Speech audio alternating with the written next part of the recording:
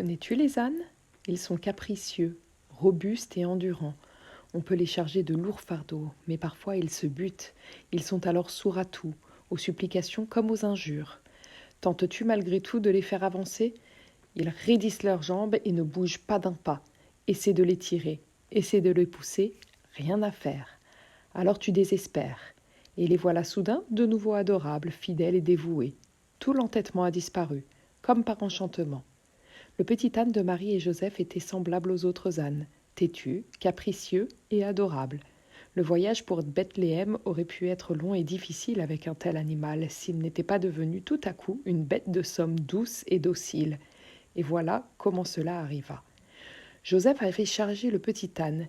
Il avait emmené les effets dont ils allaient avoir besoin en route. Le petit âne était resté brave et tranquille. Il semblait être le plus doux, le plus gentil des ânes de Nazareth. Joseph prit la bride en main. Il était temps de s'en aller. À ce moment-là, le petit âne s'arc-bouta sur ses pattes et refusa de faire un pas. Joseph le flatta, puis il l'injuria. En vain, le petit âne ne faisait pas le moindre mouvement.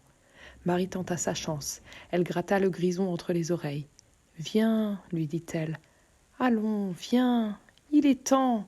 Le chemin est long. » Mais elle avait beau faire, le petit âne restait inébranlable. Alors que la situation semblait désespérée, l'ange Gabriel intervint. Ni vu ni connu, il s'approcha du petit âne et lui dit « Le voyage jusqu'à Bethléem sera pénible.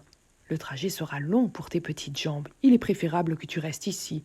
Tu as eu raison de t'entêter. Je vais appeler quelques anges qui se chargeront bien de ton fardeau. » Puis il ajouta « Quel dommage seulement que tu ne sois pas près de l'enfant à sa naissance.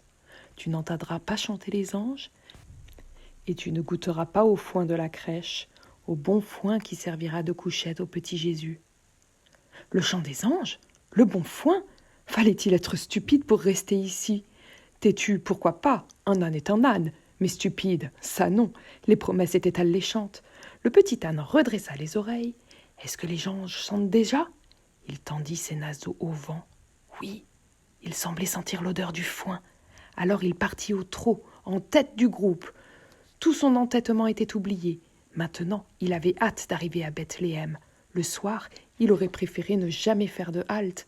Le matin, avant même que le soleil ne fût levé, c'était toujours lui le premier éveillé. Il disait « Hi-han, hi-han ». Cela signifiait « Levez-vous, il est temps, partons à Bethléem, allons écouter les anges et goûter au bon foin. » Eh oui, les ânes sont capables de bien des choses lorsque les anges leur parlent.